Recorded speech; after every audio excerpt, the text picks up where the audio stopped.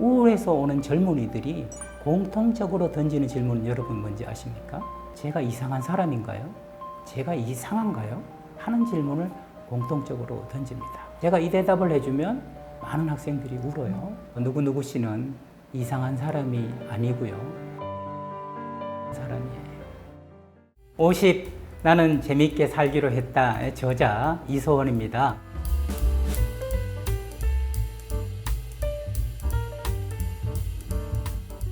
우리 인생이 어느새 100세가 보편적인 나이가 되고 있죠. 그래서 50이라는 게 딱 중간 터닝 포인트라고 이야기할 수 있습니다. 제가 신혼여행을 싱가포르로 갔는데요. 그 택시 기사님이 싱가포르에는 세 계절이 있다고 하는 거예요. 어떻게 세 계절이냐라고 물었더니 하터, 하티스트. 덥고 더 덥고 가장 더운 날씨로 싱가포르이 세 계절이 있다 그러는데 우리 삶을 바라보면 굿이 있고 better 그리고 베스트 삶이 있는 것 같아요. 우리나라는 1인당 국민소득이 38,000불에 가깝게 기록하고 있으니까 이 정도 되면 good enough, 살만한 세상이라고 할 수 있습니다. 우리가 1950년도에 국민소득이 한 68불이었다 그러는데 이게 엄청나게 지금 높아진 거거든요. 여기까지는 이제 먹고 살만하게 됐는데 과연 재밌게 살려면 어떻게 하면 좋은가 하는 것들이 저의 고민이기도 하고 바로 여러분들의 고민이기도 한 것 같아서 이번에 그런 책을 한번 썼습니다.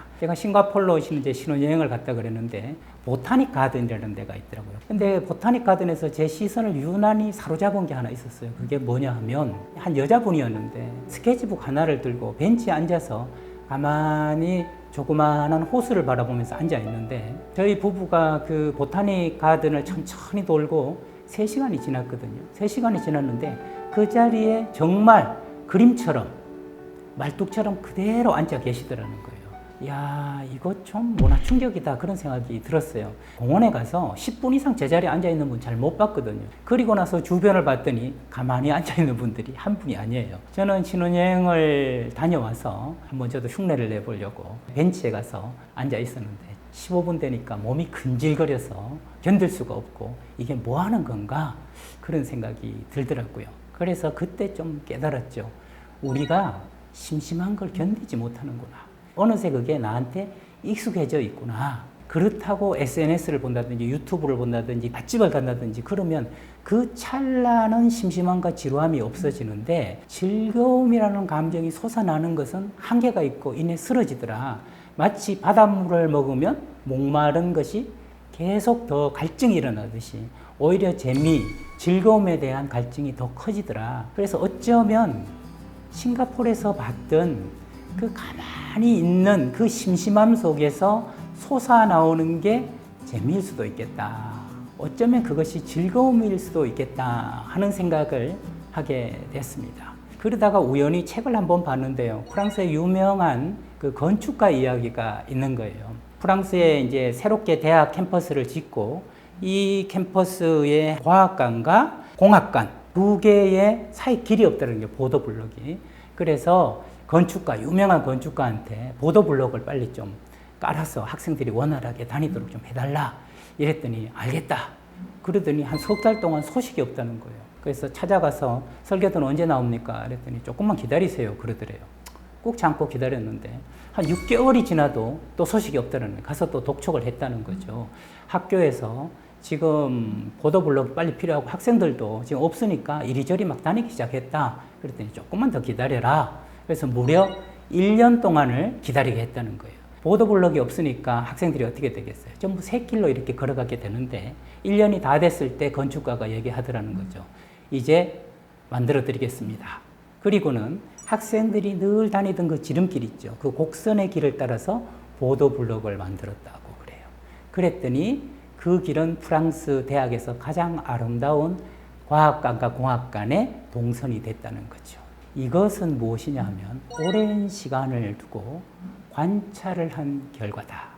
그래서 재밌게 살려면 관찰이라는 게 필요한데 그러려면 먼저 필요한 것이 관심이다. 관심을 가지고 무엇을 가만히 관찰하고 그 관찰의 결과로 관여하고 그렇게 관여했을 때 새로운 관계가 생길 때 이것은 인생 사관학교다 이런 생각이 드는데요. 인생 사관학교가 되려면 제일 중요한 것은 시작이 바로 관심이라는 것이고 관심은 호기심이라는 거다. 그래서 어쩌면 즐거움의 핵심 키포인트, 키워드를 하나를 고르라고 한다면 그것은 호기심, 궁금함이라고 이야기할 수 있는데요. 호기심과 의구심이 다른 거 여러분 알고 계십니까? 호기심은요, 나의 답이 없을 때 호기심이라고 이야기합니다. 그러나 의구심은 내 답이 있을 때 의구심이라고 얘기하는 거죠. 의구심으로 관찰을 하게 되면 정말 시비를 걸게 되고 싸움이 일어나게 됩니다. 저는 이제 대학원에서 학생들을 가르치면서 늘 호기심을 가질 것을 요구하기도 하는데요. 여간 어려워하지 않습니다.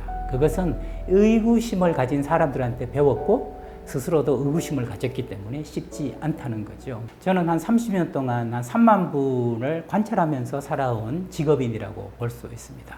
벌써 딱 들어오는 순간 이분 남편의 외도 문제가 있는 얼굴인데 이렇게 관찰을 하기도 하고요. 이 학생은 굉장히 우울증이 심해서 오는 것 같은데 그런 느낌으로 하다 보면 맞기도 하고 틀리기도 하고 그렇습니다.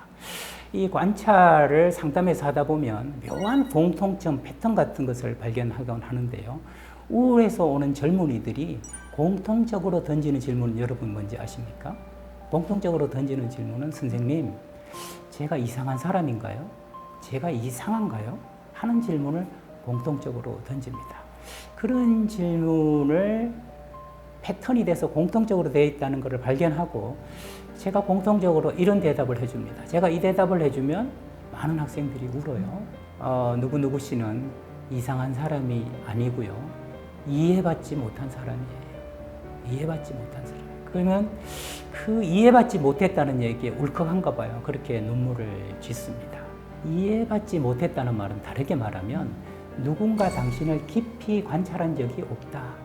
당신에 대해서 깊이 궁금해한 적이 없다라는 겁니다. 그러니까 우리는 이 관찰한다는 것은 쉬운 것 같지만 굉장히 어려운 일입니다. 나의 답을 내려놓고 호기심을 가지고 상대를 있는 그 모습 그대로 무엇을 좋아하고 무엇을 싫어하고 무엇을 중요하게 여기는지를 낱낱이 세세하게 살펴보는 것이 중요하죠. 그래서 저는 인생사관학교에 우리가 인생에서 입학을 하게 되면 그 뒤에는 오미자차를 마셔야 된다 이렇게 생각을 해요. 첫 번째 오미자차의 첫 번째 미는 흥미를 가지는 겁니다. 흥미. 제 동생이 스킨스쿠버를 했어요. 스킨스쿠버들의 로망이 이제 아름다운 바다 속에 들어가가지고 뭐 산호도 보고 물고기도 보면 얼마나 황홀합니까? 근데 이제 동생 말에 의하면 형, 내가 이번에 그 필리핀 갔다 왔잖아. 갔다 왔는데 일본 직장인들 같은데 우리하고 바다에 들어가는 게 되게 달라. 우리는 일단 있잖아. 여기 바닷속이 어때요? 그러면 들어가 보면 알아요. 이런다는 거예요. 근데 와서 얘기하면 본 게 다 달라. 왜냐하면 산호초를 좋아하는 사람도 있고 열대어를 좋아하는 사람도 있으니까 달라. 그리고 나서 한 3번, 4번 가면 봤으니까 이제 술 한잔 하러 가자. 그래서 저녁에 가가지고 맛있는 술 마시면서 내일 꼭 들어가야 되나? 내일 좀 놀지? 이렇게 흘러가서 3박 4일을 보내고 왔다는 거예요.